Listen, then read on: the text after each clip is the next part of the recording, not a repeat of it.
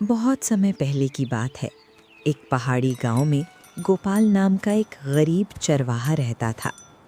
उसके पास कुछ भेड़ें थीं, जिन्हें वो हर दिन पहाड़ों पर चराने ले जाता था। वो सीधा साधा था, लेकिन बहुत समझदार भी था। हर सुबह गोपाल अपनी भेड़ों को लेकर हरी भरी घाटियों में जाता और शाम को वापस गांव लौट आता। गांव वाले उसे पसंद करते थे, लेकिन कुछ लोग उसका मजाक भी उड़ाते थे। एक दिन शाम को अचानक मौसम बदल गया। तेज हवाएं चलने लगीं, आसमान में काले बादल छा गए और थोड़ी ही देर में मूसलाधार बारिश शुरू हो गई। गोपाल घबरा गया।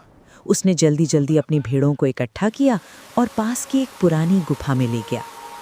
वो गुफा बहुत पुरानी थी। अंदर गहरा अंधेरा और सन्नाटा था। यही गोपाल अंदर गया, उसे किसी के फुसफुसाने की आवाज सुनाई दी। कौन है जो मेरी गुफा में आया है?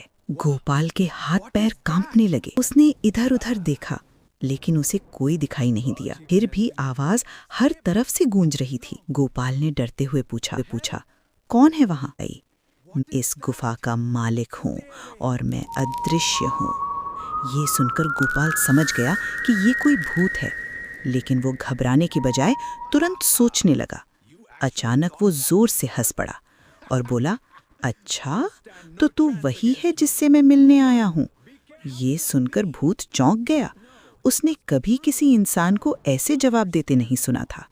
गोपाल ने फिर कहा, मैं अदृश्य शिकारियों का राजा हूँ, जो अदृश्य चीजों को भी पकड़ लेता है।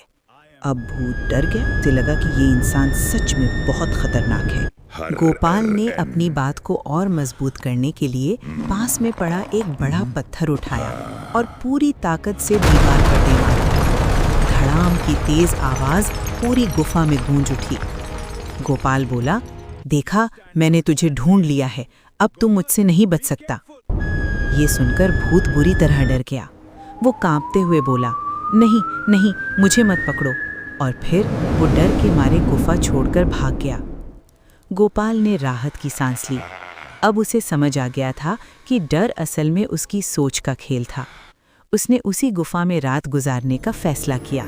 वह जब सूरज की रोशनी गुफा के अंदर आई तो गोपाल ने देखा कि वहाँ चारों तरफ पुराने ज़माने के सिक्के और ख़जाना बिखरा पड़ा है। ये देखकर उसकी आंखें खुशी से चमक उठीं। उस दिन के बाद गोपाल की ज़िंदगी बदल गई। वो अमीर बन गया, लेकिन उसने अपनी सादगी और मेहनत को कभी नहीं छोड़ा। वो पहले की तरह ही अपनी भेड़ों का ख्याल रखता रहा और ईमानदारी से जीता रहा। एक साधारण चरवाहा अपनी समझदारी और हिम्मत के दम पर अपने डर को हराकर अपनी किस्मत बदल देता है। इस कहानी से हमें ये सीख मिलती है कि डर हमेशा असली नहीं होता। कभी कभी वो सिर्फ हमारे दिमाग का वहम होता है। जो इंसान समझदारी से काम लेता है, वही हर मुश्किल पर जीत हासिल करता है।